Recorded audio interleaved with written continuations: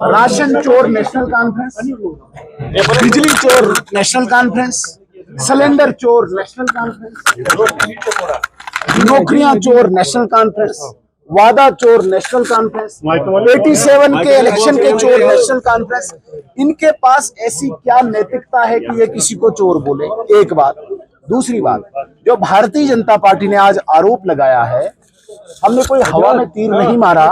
हमने बहुत स्टडी के बाद, हमने बड़े होश हवास में इस बात को सरकार पर ये जिम्मेदारी ठहराई कि पिछले एक साल से, जब से ये हुकूमत नेशनल कॉन्फ्रेंस की जम्मू कश्मीर में आई है, इस एक साल में सिर्फ एजुकेशन डिपार्टमेंट की अगर आप बात करते हैं, यहाँ के टीचर्स, यहाँ के मास्टर्स, यहाँ के लेक्चरर्स, यहाँ के प्रिंसिपल्स को लगातार इन्होंने टाइमली प्रमोशन भी दिया, लगातार उनको ट्रांसफर भी किया।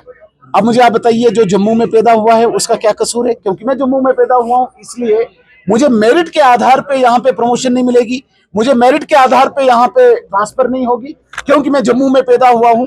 और नेशनल कॉन्फ्रेंस, इनका एक ही मकसद है, रिलीजन और रीजन के नाम पे एक दीवार पैदा करना।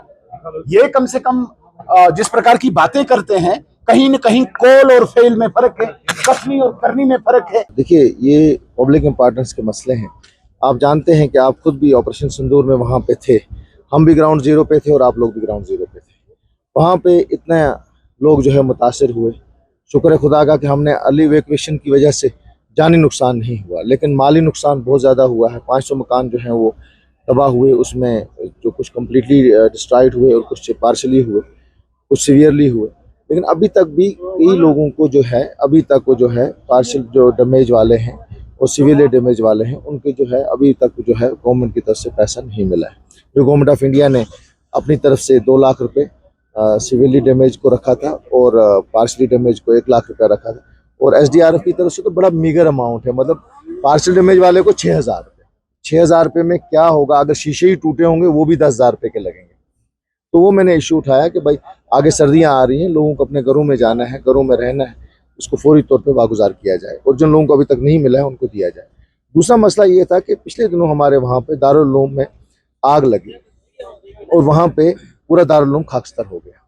वहाँ पे एक हमने उसको कोशिश की थी एलजी की रजीम में, और वहाँ पे एक फायर सर्विस स्टेशन जो है वो क़याम में अमल में लाया गया और वहाँ पे गाड़ी रखी गई। लेकिन कुछ टाइम के बाद वो गाड़ी वापस ले ली गई। अगर कल वो गाड़ी वहाँ मौजूद होती तो वो दारुल उलूम जो है वो खाकस्तर नहीं होता।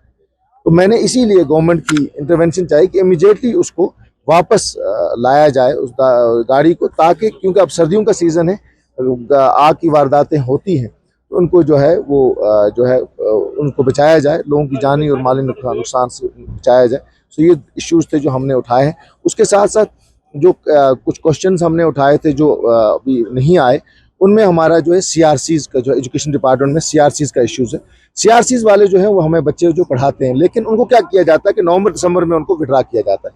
तो हमने गवर्नमेंट से कहा है कि सीआरसीज को रखा जाए, कंटिन्यूशन की जाए, और उसी के साथ जो है हमारे जो सीजनल टीचर्स हैं उनको भी आरईटी की तरह रखा किया जाए, ताकि वो भी अपना वो कर सके। और तीसरा जो मसला था वोकेशनल टीचर्स का, उनको भी एजुकेशन डिपार्टमेंट के तौर पे लिया जाए, ताकि वो लोग जो है वो जो काम बहुत ज़्यादा करते हैं वोकेशनल टीचर, आजकल सारा वोकेशनल का वो है। और वोकेशनल ट्रेनिंग जो हमारे ये लेक्चरर्स लगे हुए हैं, लगे कंट्रैक्चुअल पे लगे, इनको जो है इनको ओन करनी चाहिए डिपार्टमेंट, और ताकि ये लोग अपना रोजगार जो है कंटिन्यू कर सकें।